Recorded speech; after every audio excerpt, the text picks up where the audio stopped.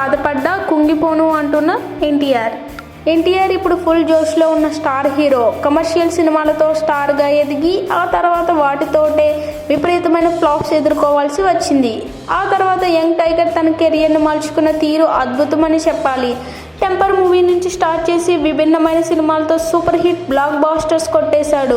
అయితే కెరియర్లో ఫ్లాప్స్ ఎవరికైనా తప్పమంటున్నాడు ఎన్టీఆర్. ఎంతో కష్టంతో ఇష్టంతో చేసిన సినిమాలు కూడా ఒక్కోసారి ఫ్లాప్ అవుతాయని, అలాంటి అనుభవం ఎదురైనా వాటినే తలుచుకుంటూ కూర్చునే మెంటాలిటీ తనది కాదంటున్నాడు యంగ్ టైగర్. ఫ్లాప్స్ వచ్చినంత మాత్రాన కుంగిపోనని చెప్పాడు ఎన్టీఆర్. తాను సినిమా ఫ్లాప్ అయినప్పుడు బాధపడడట.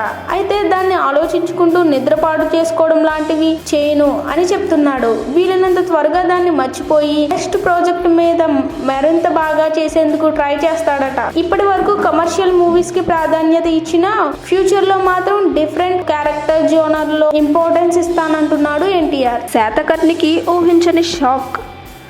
గౌతమిపుత్ర శాతకర్ణి సినిమాకి ఊహించని షాక్ తగిలిందట. చారిత్రక నేపథ్యంలో రూపొందిన ఈ